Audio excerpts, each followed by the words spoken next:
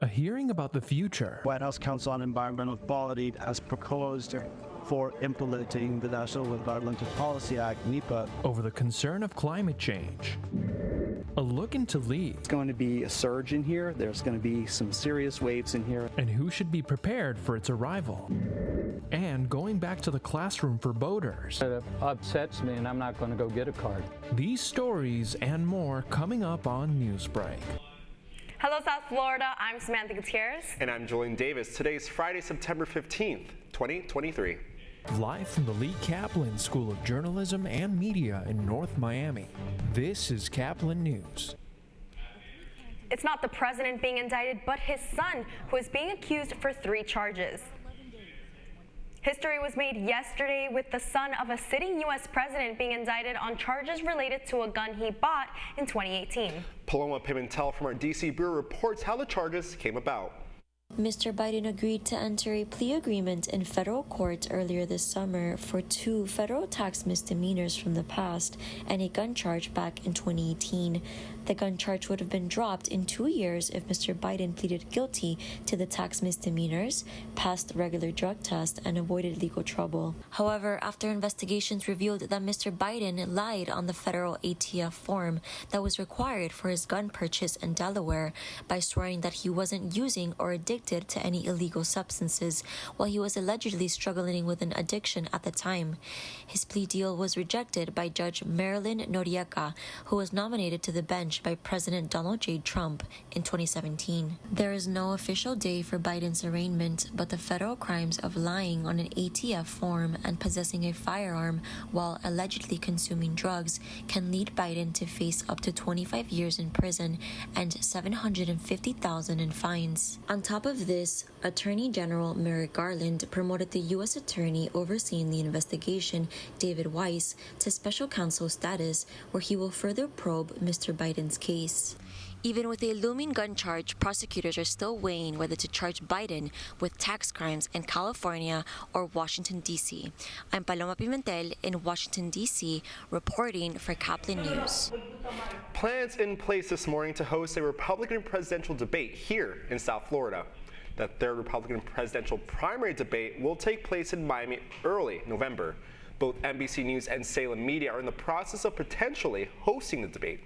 These debates are valuable for the Republican Party, which can allow voters to consider other candidates as potential presidents. The Republican National Committee has not yet released the criteria for the Miami event.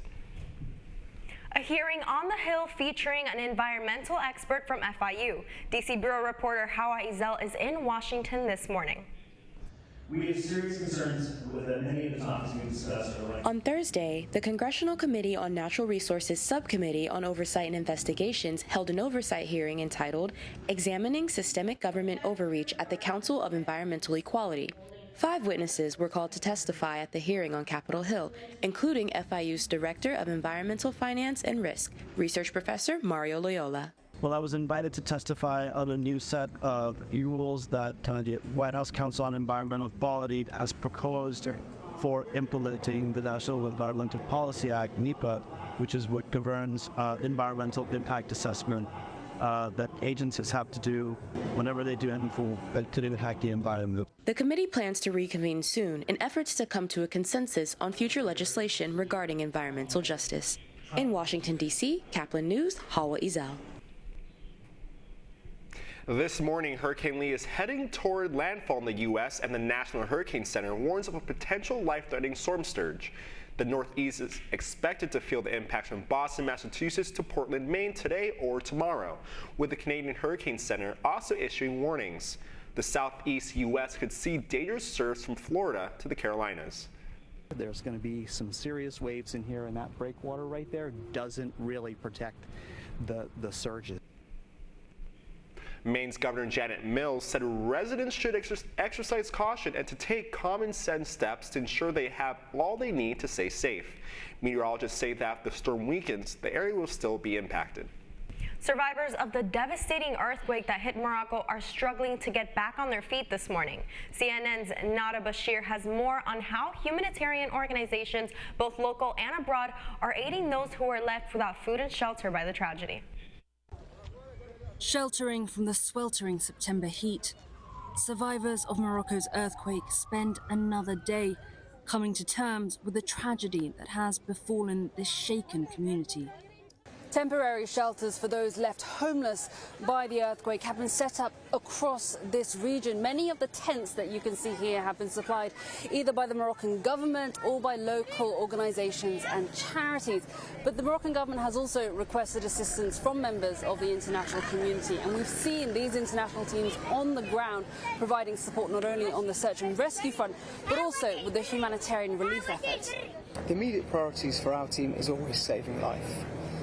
Following on from that, where we can help medical assistance, identify humanitarian needs, so that even when that rescue phase does close, we've provided all the information we can to help the humanitarian relief that will follow us. Across the quake zone here in Morocco, there has also been an outpouring of support from the local community, with donations of food, water and medication. On a toujours le besoin au niveau des tentes.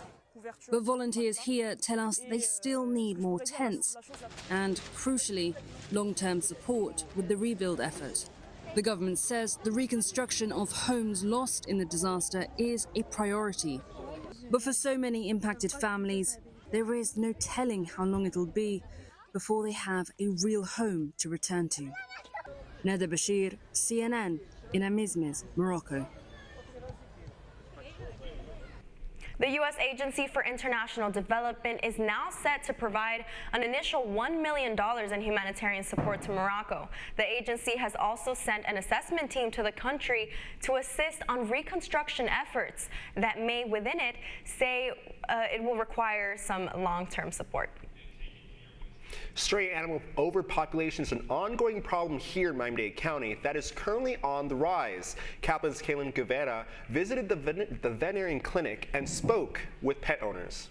The Pet Adoption and Protection Center in Doral hosted Snip Snip Hooray, a free spay-and-neuter event hosted 4 dogs on Saturday at 6 a.m. to help aid in stray animal overpopulation. Many people, including both dog owners and rescuers, arrived bright and early to have their furry friends cared for and microchipped. This is Cookie. She's an Australian Shepherd mix. I found her on my way to work at 5:30 in the morning. She was with her puppy and I think she was abandoned.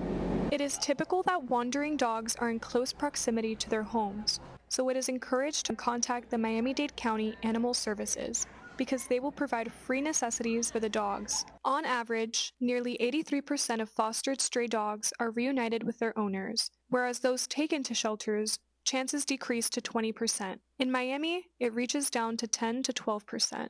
It is also encouraged to microchip your pets and make sure they are registered so they can be safely returned if lost. There are so many different things that we as responsible pet owners, as members of the community can do to help actually control the overpopulation. And of course, spaying and neutering. We're expecting to do about 100 to 120 surgeries today. We do this on a regular basis. This is like the 3rd or 4th event that we've had this year. Not only does spay and neutering aid in the overpopulation of stray animals, which may lead to euthanization, but it increases the quality of the pets' lives. It's the best thing for the health of your beloved 4-legged family member, right? It extends their life on an average about 3 years.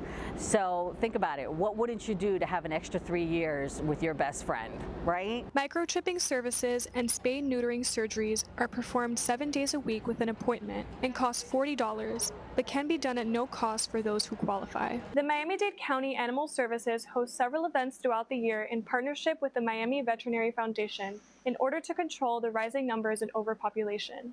This is Caplin Guevara reporting for Caplin News. Later today, the Marlins start a 9-game homestand that will make or break their season. That's still ahead, and so is this story. Having safe waterways is always a top priority. New rules on the water being proposed by a lawmaker from South Florida. Stick around, we'll be back in 2 minutes. See us dream. See us remember. See us protest. You matter. Your feelings matter. Your identity matters. Everything about who you are matters. See us fight back. See us rebuild. See us shatter stereotypes. See us inspire. See us united. See us now. There are 16 million children struggling with hunger in America. That's 1 in 5 daughters, sons, neighbors, and classmates who don't know where their next meal is coming from. Yet billions of pounds of good food go to waste every year. It's time we do something about it. Feeding America is a nationwide network of food banks that helps provide meals to millions of kids and families in need. Visit feedingamerica.org to help them feed even more. Together, we can solve hunger. Together, we're feeding America.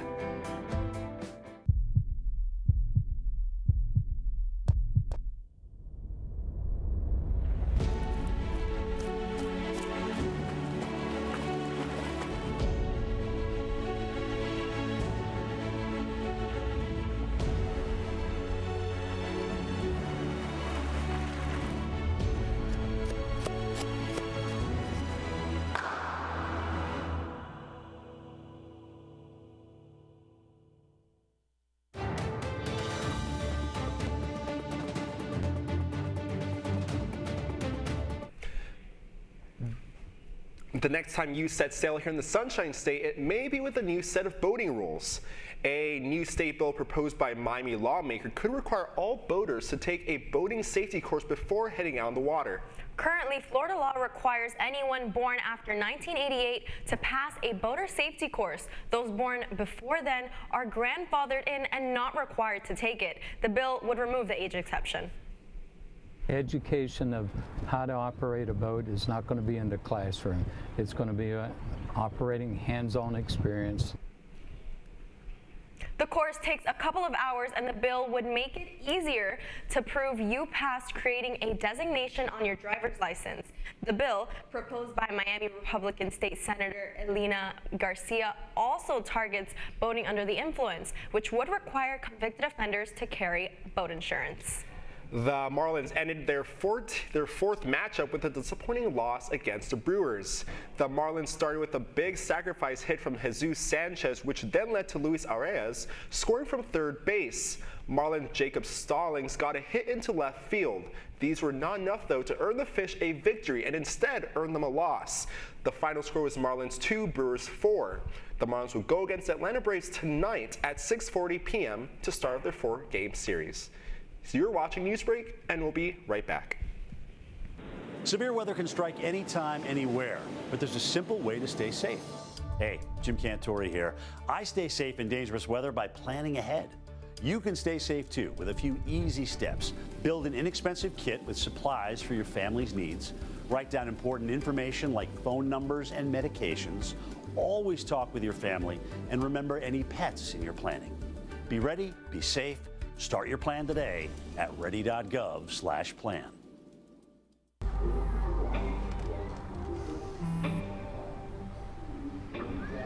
I don't know why you're so sad. You've got a roof over your head. You gotta stop with that depression stuff. That's what white people think. You all right? It just feels like it's coming from everywhere. Do you want to talk about it? You can talk to me if you're feeling sad. Whenever you need to talk, I'm here, okay?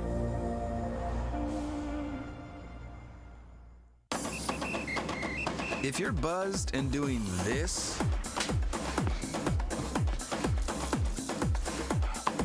to make yourself feel okay to drive, ZWX.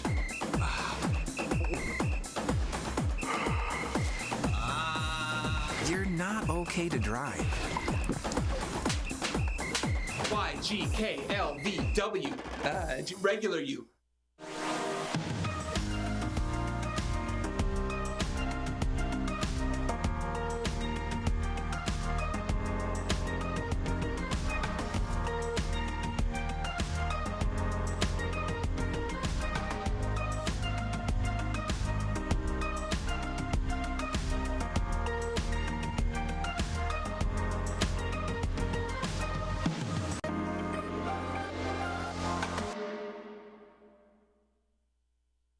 That is all the time we have for Newsbreak. I'm Julian Davis. I'm Samantha Gutierrez. Get more news anytime at caplinnews.fiu.edu.